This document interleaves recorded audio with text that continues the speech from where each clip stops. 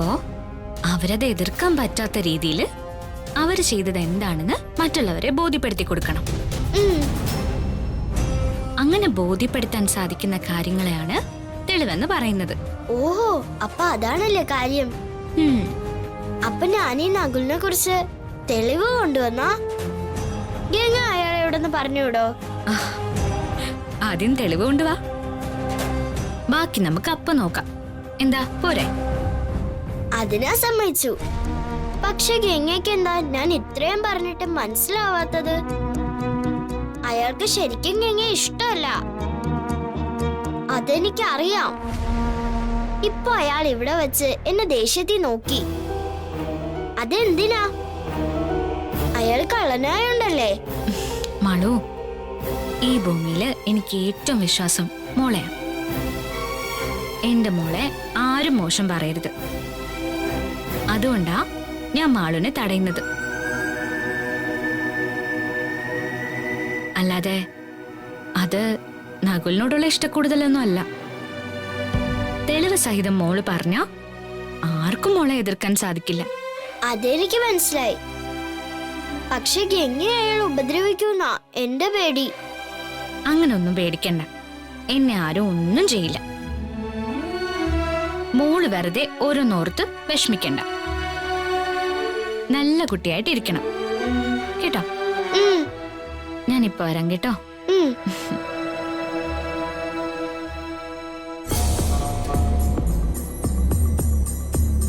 ആ നകുൽ കള്ളനാ. അയാളെ എവിടുന്ന് പുറത്താക്കണമെങ്കിൽ ഗംഗ പറഞ്ഞതുപോലെ തെളിവ് വേണം. അല്ലെങ്കിൽ ആരും എന്നെ വിശ്വസിക്കില്ല.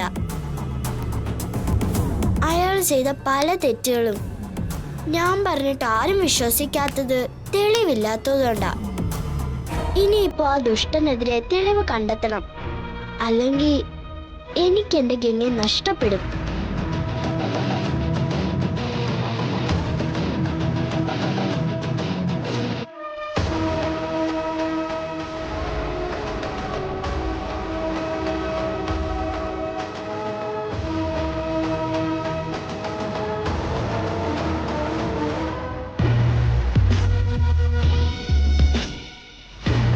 ഞാൻ അറിയാതെ പലതും ഈ വീട്ടിൽ നടക്കുന്നുണ്ട്. അതിന്റെ എല്ലാം പിന്നിൽ നീയാണെന്ന് എനിക്ക് അറിയാൻ ശ്രേയേ. ഞാനറിയാതെ നീയും പലതും ചെയ്യുന്നില്ലേ? അതൊക്കെ ഞാനും അറിയുന്നുണ്ട്. ഞാനാണ് നിന്നെ ഈ വീട്ടിലേക്ക് കൊണ്ടുവന്നത്. അത് പലപ്പോഴും നീ മറക്കുന്നുണ്ട്. എന്റെ വഴികൾ തീരുമാനിക്കുന്നത് ഞാനാ, അല്ലാതെ നീ അല്ല. നിന്നോട് ഗംഗ ഇവിടുന്ന് കൊണ്ടുപോകാന്ന് ഞാൻ പറഞ്ഞിട്ടുണ്ടെങ്കിൽ കൊണ്ടുപോകുക തന്നെ ചെയ്യും. ശരി, സമ്മതിച്ചു. അതിനെന്തിനാ നീ മാളൂന് ഉപദ്രവിക്കാൻ നോക്കുന്നത്? മാളൂന് വേണ്ടി മഹിയേട്ടൻ എന്നെ വിവാഹം കഴിക്കാൻ തന്നെ പോകുന്നത്. അപ്പൊ നീ മാളൂന് ഉപദ്രവിച്ച അതെങ്ങനെ ശരിയാവും നകുൽ? എന്റെ വഴിയിൽ തടസ്സമായി വരുന്നതിനെ മാറ്റി നിർത്തിയില്ലെങ്കിൽ പിന്നെ എനിക്ക് എങ്ങനെ മുന്നോട്ട് പോകാൻ പറ്റും? അതിന് എന്നെ തന്നെ നീ ദ്രോഹിക്കണോ? ശ്രേയേ, നീ എനിക്ക് ഒരു പാലം മാത്രമാണ്. ഈ കൈലാസത്തിലേക്കും ഗംഗയുടെ അടുത്തേക്കും എത്താനുള്ള വെറും ഒരു പാലം. നീ എന്താ പറഞ്ഞു വരുന്നത്? അത് ഞാൻ വ്യക്തമായിട്ട് പറയാം. ഗംഗ ഇന്ന് ഈ വീട്ടിലെ ജോലിക്കാരി മാത്രമല്ല. അവൾക്ക് വിലയായിട്ട് ഞാൻ ഉറപ്പിച്ചിരിക്കുന്നത് ലക്ഷങ്ങളാ. ആ മുതലല്ല നീ പാടുകൾ ഉണ്ടാക്കിയിരിക്കുന്നത്. അത് പിന്നെ അങ്ങനെയൊക്കെ ഓരോന്ന് സംഭവിച്ചു പോയതാ. ഇനി മേലാൽ അങ്ങനെ സംഭവിക്കരുത്. സംഭവിച്ചാൽ നിനക്കും പല നഷ്ടങ്ങളും സംഭവിക്കും. എന്ത് നഷ്ടം? നിന്നെ ഇവിടെ കയറ്റാൻ അറിയെങ്കിലേ ഇറക്കി വിടാനും എനിക്കറിയാം. അങ്ങനെ ഞാൻ ഇറങ്ങേണ്ടി വന്നാലേ എനിക്കൊപ്പം നീയും ഉണ്ടാവും. നീ എന്താ കരുതിയത്? എന്നെ ചതിച്ചിട്ട് മഹിയുമൊത്ത് സുഖമായിട്ട് ജീവിക്കാന്നോ? അതൊരിക്കലും നടക്കില്ല. നീയാണ് എന്നെ ഇവിടെ കൊണ്ടുവന്നതെന്നും അതിന്റെ ലക്ഷ്യം എന്താണെന്നും മഹി അറിഞ്ഞ എന്താവും സ്ഥിതി? നകുൽ, വേണ്ട. എടുത്തു ചാടി മണ്ടത്തിലൊന്നും കാണിക്കരുത്. അത് ഞാൻ നിന്നോടാ പറയേണ്ടത്. ഒന്നിച്ചു നിന്നാൽ നമുക്ക് രണ്ടാൾക്കും പലതും നേടാം. പക്ഷേ മറിച്ചായാൽ അതിന് നീ എനിക്കൊരു വാക്ക് തരണം. മഹിയേട്ടനോ മാളൂനോ അപകടം ഒന്നും ഉണ്ടാവാൻ പാടില്ല. അങ്ങനെ ഉണ്ടായാ എന്റെ എല്ലാ സ്വപ്നങ്ങളും അവസാനിക്കും. എങ്കിൽ എത്രയും പെട്ടെന്ന് എന്റെയും ഗംഗയുടെയും കല്യാണം നടത്താനുള്ള വഴി നോക്ക്. അങ്ങനെ ആയാൽ ഞാൻ എന്റെ പെണ്ണിനെയും കൊണ്ടുപോകും. അല്ലെങ്കിൽ ആ കല്യാണം നടത്താൻ തന്നെയാ ഞാൻ ശ്രമിക്കുന്നത്. അതിനിടയില് നീയായിട്ട് കൂടുതൽ പ്രശ്നങ്ങളൊന്നും ഉണ്ടാക്കാതിരുന്നാ മാത്രം മതി. ശ്രേയേ, നീ ഈ കാണുന്ന ആളല്ല നകുൽ. സംസാരിക്കുമ്പോ ആ ഒരു ഓർമ്മ വേണം. എന്നെ ഭീഷണിപ്പെടുത്താനോ മര്യാദ പഠിപ്പിക്കാനോ വന്നാൽ നിനക്കാവും നഷ്ടം. ഗംഗയ്ക്ക് വില പറഞ്ഞെടുത്ത് ഒരാളെ കൂടി കൊടുത്താ അവര് സന്തോഷത്തോടെ സ്വീകരിക്കും. ഇരട്ടി വിലയും എനിക്ക് കിട്ടും. വെറുതെ അതെന്നെ കൊണ്ട് ചെയ്യിക്കരുത്. ഓടി. നീ ഇന്ന് വരെ കണ്ടിട്ടുള്ള ഡൂക്കിളി ഗുണ്ടയല്ല ഞാൻ. ആ ബോധം നിനക്ക് ഉണ്ടാവണം ശ്രേയേ. അല്ലെങ്കിൽ നഷ്ടം നിനക്കാ. ഈ കൈലാസത്തിൽ മഹിയുടെ ഭാര്യയായി റാണിയെപ്പോലെ വിലസാൻ കൊതിച്ച നീ ബോംബെ തെരുവിൽ ജീവിക്കേണ്ടി വരും. അതുകൊണ്ട് നമുക്കൊരു ധാരണയോടെ മുന്നോട്ട് പോവാം. എന്താ? അപ്പൊ എല്ലാം പറഞ്ഞതുപോലെ ഞാനിവിടൊക്കെ തന്നെ കാണും.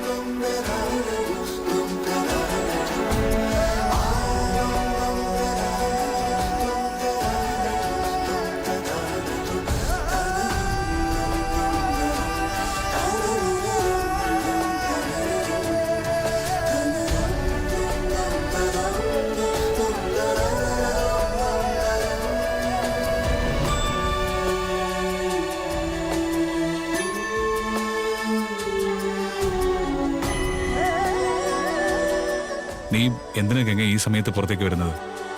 ഞാൻ മരുന്നുണ്ടാക്കാൻ തുളസി നുള്ളാൻ വന്നതാ മഹേട്ട. അതിന് നീ എന്തിനാ തനിച്ചു വന്നത്? സീമയെ കൂടി വിളിക്കായിരുന്നില്ലേ? സീമേച്ചി നല്ല ഉറക്ക. എന്തിനാ വെറുതെ ആ പാവത്തിനെ ബുദ്ധിമുട്ടിക്കുന്നത്? ഉറങ്ങിക്കോട്ടെ എന്ന് കരുതി. എങ്കിൽ നിനക്ക് എന്നെ വിളിക്കായിരുന്നില്ലേ? സാരില്ല മഹേട്ട.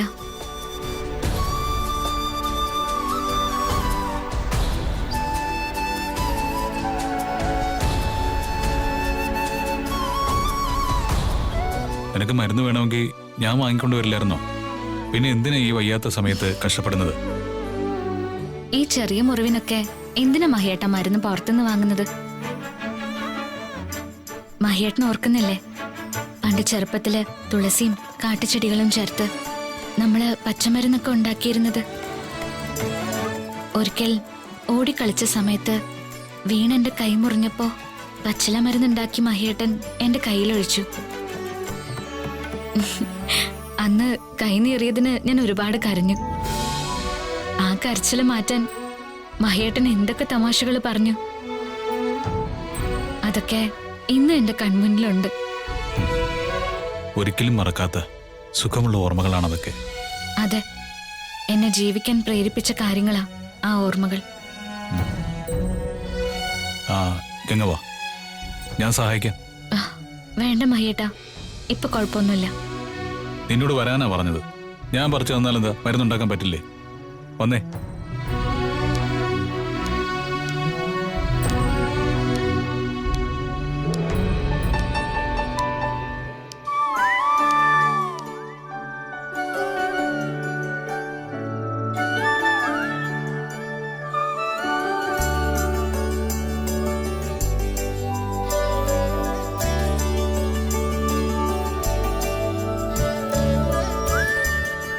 ഇനി എന്തൊക്കെയാ വേണ്ടത്?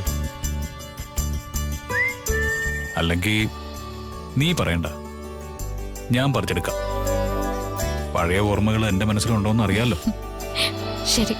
ദൂരെ ദൂരെ വിണ്ണിലെ മണിത്താരകം താഴെ വന്നോ, മെല്ലെ മെല്ലെ നെഞ്ചിലെ മായച്ചാമരം വീശിയെന്നോ, കണ്ണിൻ കണ്ണിൻ കണ്ണിലെ തേരിൽ താമര പൂവിരിഞ്ഞോ, തീരാണോവിൻ നീളങ്ങൾ കണ്ണിൽ കവിതകളായിരുന്നു.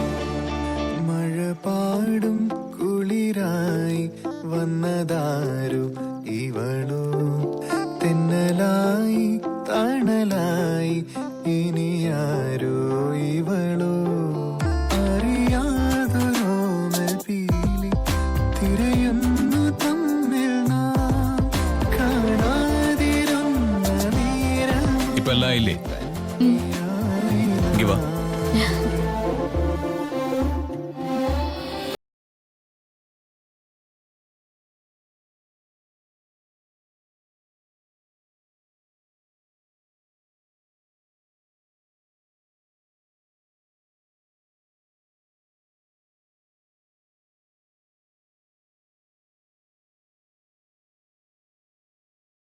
എന്നാല് അതല്ല മഹേട്ട, മഹേട്ടന് രാവിലെ ഓഫീസിൽ പോവേണ്ടതല്ലേ? വെറുതെ ഉറക്കം കളയണ്ടല്ലോ എന്ന് കരുതി പറഞ്ഞതാ. വെറുതെ അല്ലല്ലോ ഗംഗേ, നീ എനിക്ക് അന്യൊന്നും അല്ല. നിനക്ക് വേണ്ടി ഉറക്കം കളയാൻ എനിക്കൊരു മടിയുമില്ല.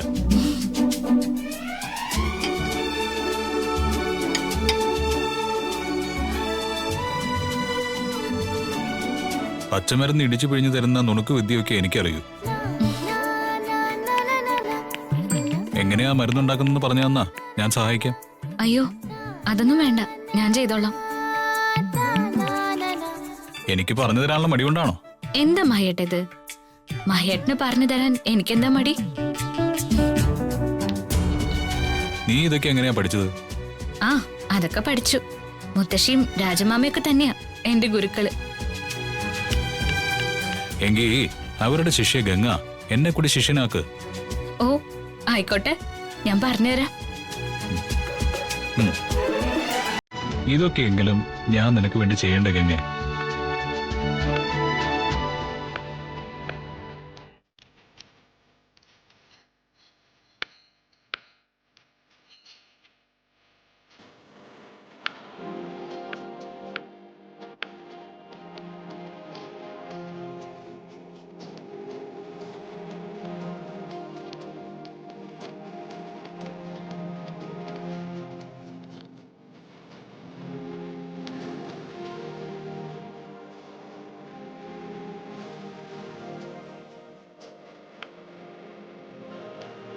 ആ ഇനി ഞാൻ തന്നെ പുരട്ടിത്തരാം.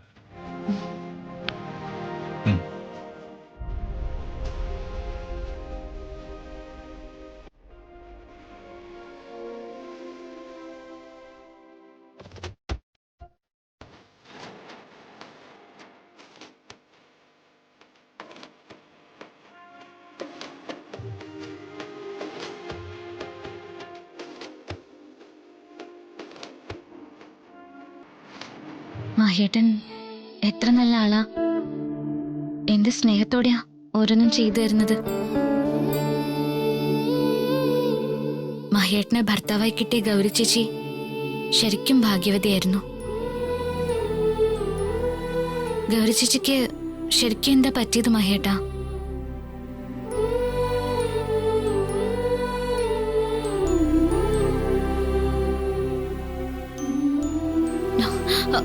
മഹേട്ടാ നിൽക്കൂ.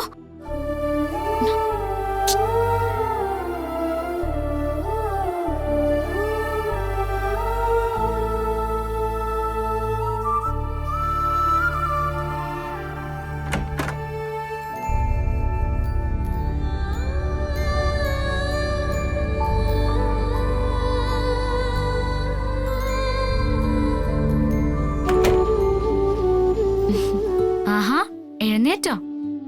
എന്തു പറ്റി മാളു? മോൾ ഉറങ്ങിയതായിരുന്നല്ലോ. ഗംഗ എവിടെ പോയതാ? ഞാൻ മരുന്ന് വെക്കാൻ പോയതാ മാളു. ഗംഗയ്ക്ക് നല്ല വേദനയുണ്ടല്ലേ? അതൊന്നും സാരില്ല, മരുന്ന് വെച്ചിട്ടുണ്ടല്ലോ, മാറിക്കോളൂ. അല്ല മാളു എന്തിനാ എഴുന്നേറ്റ്? അറിയില്ല, ഗംഗ അടുത്തില്ലെന്ന് കണ്ടപ്പോ ഉറക്കം വന്നില്ല. അതാ ഗംഗ വരുന്നത് നോക്കിയിരുന്നെ.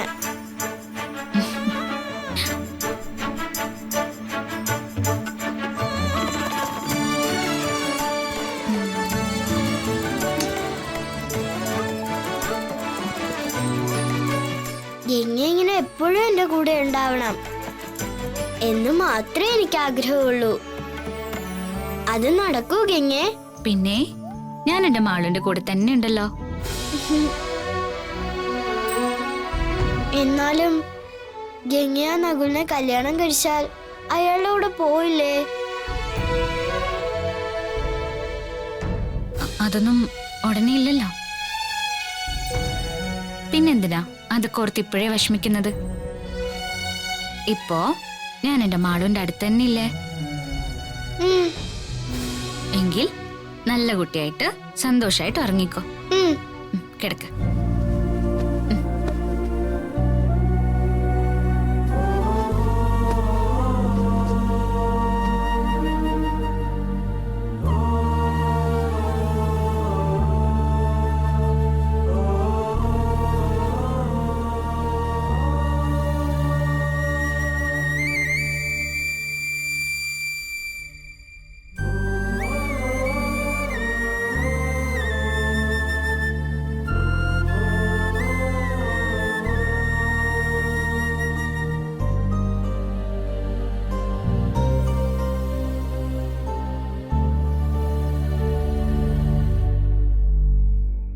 ഞാനൊരു കാര്യം ചോദിച്ചാ മാളുന് വിഷമാവോ? ഇല്ല, എന്നെ വിഷമിപ്പിക്കുന്ന ഒന്നും ഗംഗ ചെയ്യാറില്ലല്ലോ. പിന്നെന്താ? എങ്കിൽ ഞാൻ ചോദിക്കട്ടെ? ചോദിക്കുക ഗംഗേ. മാളുവിന്റെ അമ്മ എങ്ങനെയാ മരിച്ചത്?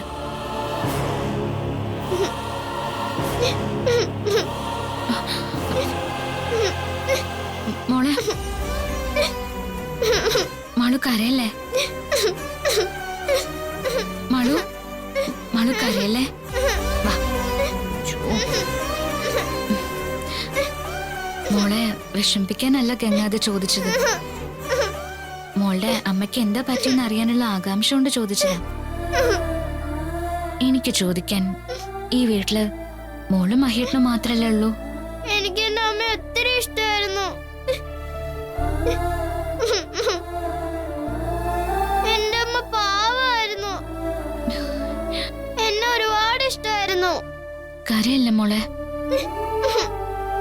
എനിക്ക് എന്റെ അമ്മ ഒത്തിരി ഇഷ്ടമായിരുന്നു. പക്ഷെ എന്റെ അമ്മ എന്റെ അടുത്തു നിന്നും പോയി. മോള് വിഷമിക്കല്ലേ. മോളെ സങ്കടപ്പെടുത്താൻ വേണ്ടി ചോദിച്ചതല്ല, അറിയാതെ ചോദിച്ചു പോയതാ.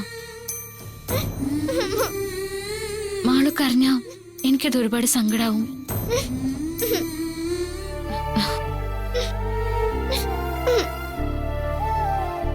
മോൾക്ക് ഞാനില്ലേ മോളുടെ അമ്മ. അതെ, എനിക്ക് ഗംഗയെ എന്റെ അമ്മയെ പോലെ തന്നെയാ. ചിലപ്പോഴൊക്കെ എന്റെ അമ്മ മിണ്ടുന്ന പോലെയാ ഗംഗയെ മിണ്ടുന്നത്.